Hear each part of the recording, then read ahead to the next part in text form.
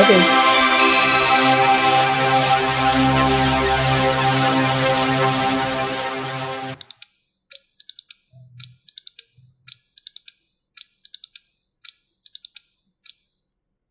Assalamualaikum warahmatullahi wabarakatuh. Selamat pagi, selamat siang, selamat sore, selamat malam sahabat podcast. Kita bertemu lagi di podcast Fakultas Ilmu Komputer Universitas Pembangunan Nasional Veteran Jakarta di episode keempat ya. Tentunya kita masih di series pertama dan kita pada kali ini kehadiran tamu yang istimewa luar biasa sekali ya. Ada Ibu Erly Krisnani Eskom MM dan juga ada Bapak Bambang Saras Yulistiawan STMM ya. Sebagai beliau Wakil Dekan 1 Bidang Akademik dan juga Wakil Dekan 2 Bidang Umum dan Keuangan ya. Ya, selamat bergabung untuk Bapak dan juga Ibu. Terima kasih untuk kehadirannya dan juga meluangkan waktunya ya untuk dapat berdiskusi bersama kita di sini ya di podcast FIK kali ini. Nah, topik kita pada kali ini adalah mengenai inovasi pembelajaran digital Fakultas Ilmu Komputer UPN Veteran Jakarta ya. Bagaimana pelaksanaan kegiatan akademik di lingkungan Fakultas Ilmu Komputer itu sendiri? Oke, terima kasih Mbak Karisma. Jadi kalau ini ya kegiatan perkuliahan ya untuk mendukung akademik pembelajaran yang ada di Fakultas Ilmu Komputer saat ini tuh kita sudah melibatkan bagaimana dosen dengan mahasiswa itu saling berkolaborasi untuk menunjang itu. Karena memang kita itu tidak lepas pastinya ya untuk menunjang proses pembelajaran itu bagaimana dosen itu harus bisa mampu berkompetisi juga ya. Untuk bisa berkompetisi maka kita dosen pun juga harus kita tingkatkan knowledge-nya dan sebagainya. Nah selain itu proses atau metode pembelajaran yang dilakukan di Fakultas Ilmu Komputer yang tadinya semula teacher center learning itu nanti sudah berubah tuh paradigmanya, kita sudah menyasar kepada student center learning. Kenapa? Karena memang ada tuntutan dari Kementerian ya Pendidikan dan Kebudayaan saat ini capaian pembelajaran mahasiswa itu akan dititik beratkan kepada case based dan project based seperti itu. Nah, otomatis mahasiswa itu harus memang secara mandiri itu mereka harus belajar gitu ya. Dia menjadi center sebagai pusat pembelajaran pada dirinya mereka sendiri, tetapi tetap difasilitasi atau difasilitatorkan oleh si dosen. Nah, dosen untuk supaya dia bisa sebagai fasilitator tadi dia juga harus punya knowledge, kompetensi sesuai dengan keilmuannya. Dia mengajar mata kuliah apapun juga harus sesuai dengan kompetensinya dia. Jangan sampai nanti dia memberikan pembelajaran apa nanti keluar atau tidak sesuai sehingga akhirnya tidak tercapai itu proses pembelajaran tadi. Gitu. Jadi memang harus ada kolaborasi antara dosen, mahasiswa dan pengelola dari program studi. Ya, apalagi di bidang akademik juga ikut mengelola ya Bu ya. Iya. Nah, bagaimana itu persiapannya? Apakah ada yang lebih tentunya berbeda gitu? Ketika teacher based learning dengan student based learning, apakah ada persiapan khusus mungkin yang dilakukan gitu Bu ya? Iya, pastinya akan berbeda ya. Kalau teacher center learning otomatis yang mempersiapkan full itu adalah si dosen ya, artinya mahasiswa tidak kita libatkan dalam proses pembelajaran itu untuk membantu persiapan tadi kan gitu ya. Nah kalau sekarang dengan student center learning itu dosen kerja kerasnya itu di awal, gitu. Lebih kerja kerasnya itu di awal. Karena dia harus menyiapkan ke dalam sebuah sistem yang kita miliki. Jadi untuk mendukung proses pembelajaran student center learning itu kami sudah menggunakan aplikasi yang kita kenal dengan Leads. Di sini kalau orang tuh mungkin kalau kampus lain itu istilahnya dengan e-learning gitu ya atau blended learning dan sebagainya. Nah, kalau kita sudah pakai aplikasi Leads di mana di situ kumpulan daripada modul-modul ajar yang sudah dimiliki atau yang sudah disiapkan oleh dosen di awal perkuliahan. Selain modul itu pun juga sudah ada rencana pembelajaran ya. Sehingga mahasiswa itu udah tahu. Di awal semester mereka sudah tahu apa saja sih materi yang akan dia dapatkan dari RPS tersebut.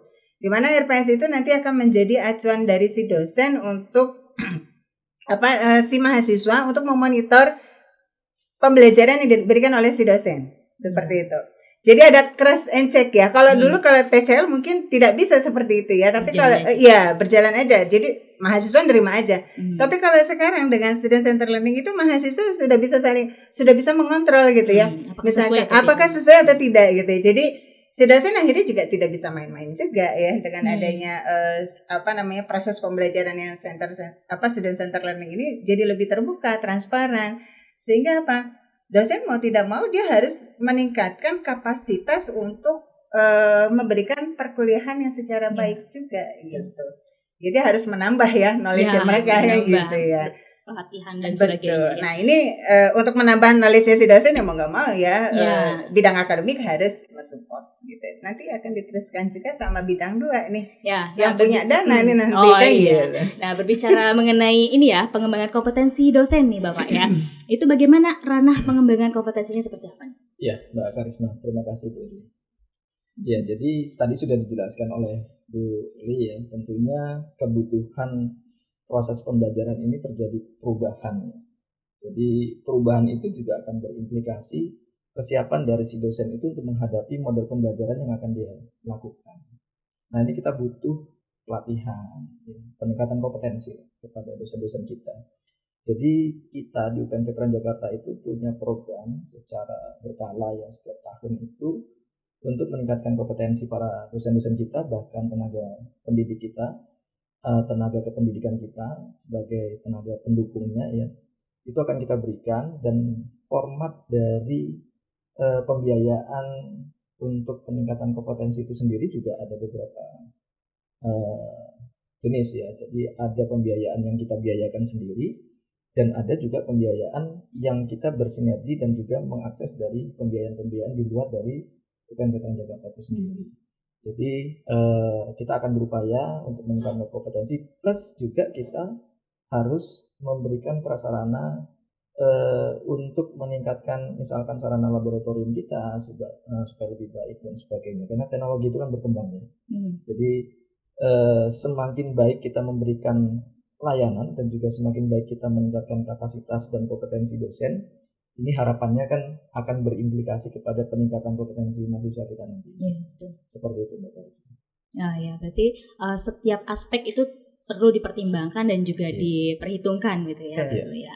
Lalu bagaimana terkait inovasi pembelajaran digital nih Bu ya? Karena dilihat dari mahasiswa sekarang generasinya sangat tidak terlepas dari digitalisasi gitu ya, segala sesuatunya serba digital. Bagaimana Bu inovasi pembelajarannya? Inovasi pembelajaran gitu ya, yang ada di Fakultas Ilmu Komputer ya alhamdulillah gitu ya. Alhamdulillah prodi kami salah satunya itu termasuk yang mendapatkan dana hibah kompetisi Kampus Merdeka. Wah, iya, jadi kasih selamat dong. Gitu ya. Jadi prodi kami itu yang S1 Sistem Informasi mendapatkan program hibah PKKM gitu ya. Memang lagi tren gitu ya. Itu hibah tersebut tuh mulai dari tahun 2020. Evika pernah mencoba di tahun 2020, 2021 tapi masih belum berhasil. Alhamdulillah dikasih rezeki di tahun 2022 dan diimplementasikan di tahun 2023 ini gitu ya. Jadi prodi kami mendapatkan hibah. Nah, di situ salah satu program yang ada di PKKM hibah tersebut itu adalah bagaimana memberikan pendanaan hibah kepada dosen untuk meng-create tadi metode pembelajaran yang berbasis digital seperti itu. Jadi dosen mau nggak mau ya, dosen itu harus kreatif kan gitu ya, karena mahasiswa yang diajar ini adalah mahasiswa zilenial, udah bukan lagi mahasiswa yang zaman dulu yang terima tidak ada gitu ya. Gitu, nah ya kalau sekarang tidak, sekarang mahasiswa itu udah visual, apa maunya visual gitu ya. Jadi ya bagaimana caranya dosen itu transfer knowledge-nya itu juga harus mengikuti perkembangan tren teknologi yang ada saat ini gitu ya. Jadi dengan adanya dana hibah ini kami mengharapkan gitu ya, dosen-dosen khususnya di prodi sistem informasi yang berkolaborasi juga dengan prodi di informatika itu, bagaimana dia bisa membuat sebuah metode pembelajaran yang menarik ya, sehingga mahasiswa itu tidak bosan tetapi dia bisa mendapatkan insight dari modul pembelajarannya tadi itu ya, yang digital tadi. Jadi bisa lebih cepat gitu ya, menerima materinya gitu. Dan tidak mesti harus dosen itu memberikan atau menyampaikan Cara ceramah itu gitu ya. seperti itu. Jadi mereka bisa melihat itu secara mandiri gitu dengan menggunakan aplikasi Leads tadi. Jadi setiap hasil dari modul pembelajaran yang tadi dilakukan oleh dosen itu akan diupload di aplikasi Leads sehingga mahasiswa itu bisa melihatnya. Dan itu ada kalau strateginya kami gitu ya. Nantinya Leads itu nggak cuma sekedar upload materi habis itu selesai, tidak, tapi juga ada pengukuran. Jadi next step ya. Artinya mahasiswa itu bisa go to the next step ketika dia sudah membaca. Ada. Jadi harus ada itu ya. Setelah dia selesai membaca materinya, baru dia bisa mengerjakan kuis misalkan gitu. Kalau dia belum membaca modul pembelajaran, maka dia tidak bisa mengerjakan kuis. Ketika dia tidak bisa mengerjakan kuis, berarti salah satu poin penilaiannya akan hilang. Nah, itu salah satu strategi bagaimana caranya kita memberikan pembelajaran berbasis digital kepada mahasiswa. Jadi, kalau mereka kita paksa untuk baca, ya, padahal saya setiap ngajar, kalian mahasiswa ikro lah kayak gitu ya. Karena dengan membaca kita akan banyak pengetahuan, tapi sulit gitu ya. Kalau anak sekarang kita paksa ikro lah yang gitu, tidak. Nah, itu tadi dengan konsep pembelajaran digital itu kita memaksa dia membaca tetapi dengan media yang berbeda seperti itu. Itu salah satu dari program kerja dengan adanya hibah tersebut gitu ya. Betul. Bagaimana kegiatannya, apakah sudah berjalan atau belum? Ya, kalau program itu sebenarnya sebelum kita mendapatkan dana hibah pun ini sudah mulai berjalan. Tapi dengan adanya format program PKKM tadi ya, Bu Eli, ini juga semakin memberikan dorongan kepada kita ya untuk lebih serius lagi di dalam memfasilitasi peningkatan kompetensi tadi. Jadi dana PKKM ini sendiri juga merupakan format kerjasama sebenarnya ya. Jadi dibiayai oleh Kemendikbudristek dan juga dana sharing dari UPN Jakarta. Nah, ini pembiayaan ini akan kita gunakan untuk peningkatan kompetensi, perbaikan kurikulum dan sebagainya. Lalu kita seperti tadi yang disampaikan oleh Bu Urli ini, mahasiswa sekarang ini memang daya bacanya itu sedikit menurun, tapi mereka cukup baik menggunakan teknologi dan mereka ini adalah peniru-peniru yang cukup baik ya. Jadi kita berikan contoh-contoh kepada mereka. Makanya kita buatkan program-program, kita dekatkan mereka dengan Dudi ya. Jadi kita banyak bekerja sama dengan Dudi agar mereka bisa lebih dekat dengan penggunanya nanti, sehingga mereka lebih paham apa yang harus mereka miliki, apa yang harus mereka lakukan dan sebagainya. Nah, program-program itu juga kita dukung dengan adanya program pemagangan mahasiswa ya. Jadi ada program MBKM, ya, MSIB dan sebagainya. Nah, ini kita berikan kepada mahasiswa-mahasiswa kita dan juga untuk mengimbangi kan dosennya juga harus sama, harus betul. Beda generasi ini kan? Iya, beda. Iya, jadi yang satu generasi milenial, ada yang milenial, ada yang kolonial ya. Karena veteran mungkin Bapak ya, jadi kolonial. Bapak termasuk yang mana itu ya? Saya termasuk milenial. Iya. Dan yang diajarkan ini bukan di dua generasi ini kan, yang diajarkan ini generasi Z yang beda perilaku dan karakter budayanya. Nah, ini yang program-program ini yang harus bisa kita cermati agar sesuai dengan metode-metode yang mereka bisa serap ya, mereka minati seperti itu.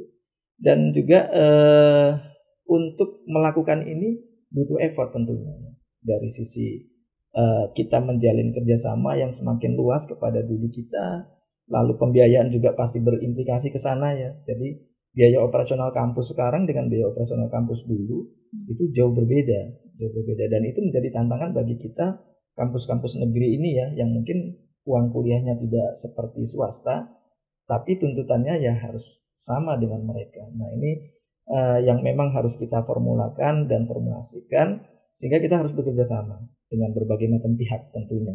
Dan Dudi pun ya kita cari Dudi-Dudi yang memang bisa kita ajak kerjasama dengan kondisi dan kemampuan seperti kita.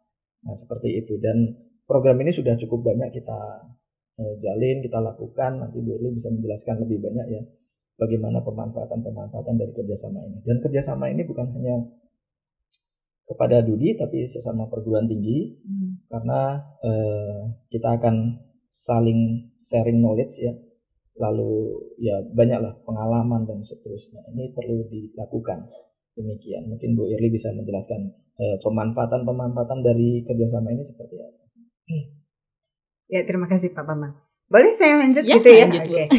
Jadi memang dengan adanya tadi yang disampaikan bahwa kita memang perlu ya kerjasama meluaskan jejaring itu wajib. Gitu. Kalau kita mau tetap eksis, mau kita peningkatan kualitas lulusan kita menjadi lebih baik, ya memang kita harus kolaborasi dengan Dudi tadi.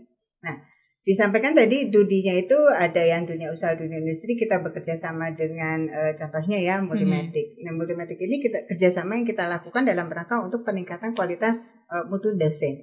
Jadi sertifikasi ya, kita memberikan sertifikasi kepada dosen melalui lembaga sertifikasi yang skalanya adalah internasional dan diakui oleh dunia.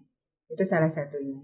Salah duanya, jadi ada salah satu, salah dua gitu ya. Gitu, dan berarti salahnya banyak, Bu. Tapi salah yang bermanfaat gitu ya. Jadi selain tadi ada Multimatic, juga kita dengan Jatis ya. Ada dengan Jatis, ada dengan GSI. Nah, kalau dengan mereka itu adalah dalam rangka rekrutmen. Gitu ya. Rekrutmen lulusan kita, di mana kita juga melibatkan. Jadi dalam proses pembelajaran atau perkuliahan pun kita melibatkan mereka. Kita undang mereka sebagai narasumber di kuliah tamu atau kuliah umum dan sebagainya untuk sharing knowledge. Seperti apa sih perkembangan dunia kerja gitu ya. Kebutuhan IT itu seperti apa sih, sehingga apa yang harus mereka siapkan gitu ya. Jadi jangan cuma mereka duduk manis, masuk ke ruang kelas, nerima pembelajaran habis itu selesai, enggak ya. Tapi juga bagaimana mereka itu harus bisa memanfaatkan waktu perkuliahan yang mereka itu dioptimalkan gitu ya. Jadi mereka ikut komunitas.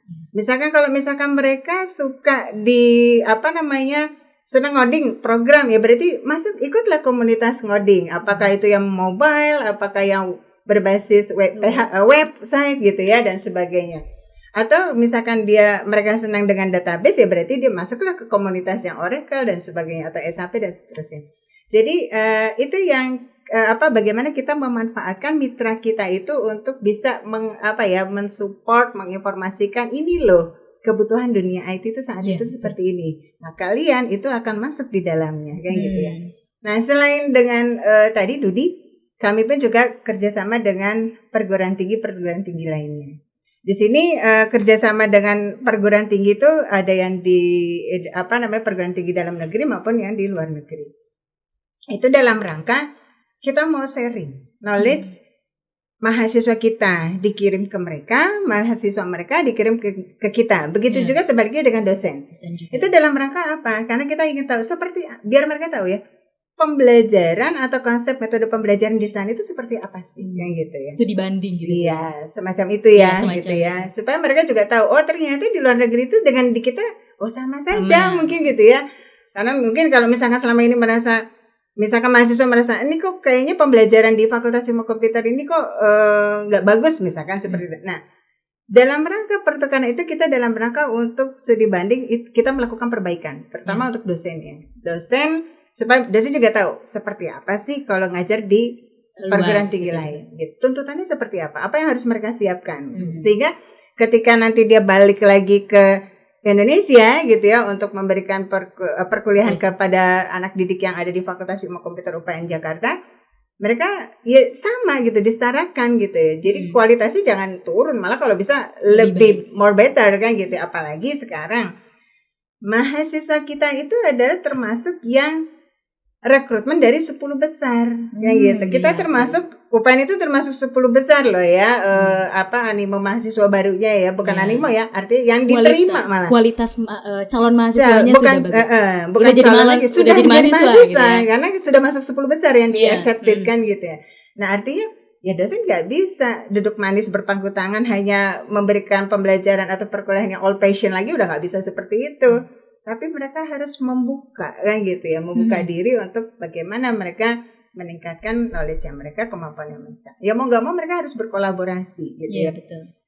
Jadi nggak cuma mahasiswa yang dituntut, tapi juga dosen juga harus. Iya, semua pihak sepertinya dituntut gitu ya. Karena apa ya, di bidang akademik itu kami pun juga dituntut bahwa dosen itu harus terrekognisi. Artinya dosen itu nggak cuma sekedar dia cukuplah di kampus saja kayak gitu, tidak. Tapi dia juga bagaimana dia berkolaborasi dengan Dudi, gitu. Mengerjakan proyek bersama mungkin kan gitu ya, atau diundang sebagai narasumber dan sebagainya. Itu artinya kita mau juga dosen itu berkembang gitu ya, seperti itu. Ya baik ya, berarti kompleks sekali sebenarnya ya kalau misalnya kita pikirkan mengenai inovasi pembelajaran ini. Jadi bukan hanya mahasiswa gitu ya yang akan belajar dan harus belajar di sini, tapi dosen pun dituntut untuk bagaimana melakukan inovasi ini gitu, dan juga belajar kembali gitu ya, melihat dunia luar bukan hanya di dalam kampus atau di dalam buku gitu, tapi juga di industri bagaimana agar mahasiswanya itu bisa sesuai dengan yang industri harapkan gitu ya. Kan kalau misalnya betul. Kita lebih lanjutnya tuh akan ke sebagian besar mungkin ke dunia industri mungkin gitu. Karena itu tadi ya, materi-materi pembelajaran dosen itu kan harus disesuaikan dengan tren teknologi yang ada saat ini ya, betul, kan gitu ya. Jangan nanti yang diberikan itu adalah mata kuliah atau bahasa pemrograman yang COBOL gitu kali ya, mungkin Pak Bambang mungkin ya, atau Fortran gitu ya, atau basic gitu ya. Zamannya Bu Erli kan. Oh iya zamannya. Salah. Nembak diri sendiri ternyata saya ya. Ya tapi sekarang sekarang kan sudah ya itu tadi ya, materi pembelajaran itu sekarang udah lebih bagus lagi kan gitu ya. Nah itu yang harus disadari oleh dosen sebagai pengajar dan pendidik. Jadi dosen itu tidak hanya sebagai pengajar tapi juga harus sebagai pendidik. Kenapa dikatakan sebagai pendidik? Bahwa dosen itu jangan, ketika ada mahasiswa yang tidak mampu, bukan jangan dimatikan atau jangan dibinasakan, tapi bagaimana caranya si mahasiswa ini bisa bangkit kan gitu ya, untuk mau belajar kan gitu ya. Kemudian bagaimana caranya mahasiswa ini bisa berkolaborasi sama teman-temannya yang pintar sehingga akhirnya terpacu kan gitu ya untuk meningkatkan kemampuannya mereka seperti itu. Ya, itu berarti salah satu langkah-langkah konkret juga ya yang dilakukan FIK untuk inovasi pembelajaran ini. Dan tentunya tadi sudah kita bahas bahwa mitra-mitra yang dilibatkan juga banyak gitu, bukan hanya dari dunia usaha dan juga dunia industri gitu ya. Ada juga yang dari kampus-kampus lain gitu ya, universitas. Sama satu lagi saya lupa ya. Saya tambahkan nih. Ya, mitranya gitu ya. Mitranya itu juga dari pemerintahan, itu juga ada pemerintahan daerah gitu. Salah satunya kami juga ada kerjasama dengan pemerintahan Depok, kemudian dengan Indramayu, ya, dengan Lombok. Itu salah satu bentuk supaya kami juga perluasan jejaring untuk tadi mahasiswa kami itu juga bisa melakukan magang atau kerja praktik di tempat-tempat yang sudah kita kerjasamakan seperti itu. Baik ya, berarti sudah sangat terperinci gitu ya pertimbangan dari bidang akademik ini, bagaimana inovasi pembelajaran secara digital ini nanti mampu untuk diterapkan dan juga dimanfaatkan oleh mahasiswa gitu ya dengan baik ya. Ya baik, tentunya perbincangan kita masih seru, tapi bagaimana ya waktu kita terbatas sepertinya Bu ya. Mungkin bisa nanti kita lanjutkan kembali ya di pertemuan ataupun di episode selanjutnya mungkin Bu ya. Nah bagaimana untuk mengakhiri pertemuan kita, saya meminta untuk closing statement dari Pak Bambang.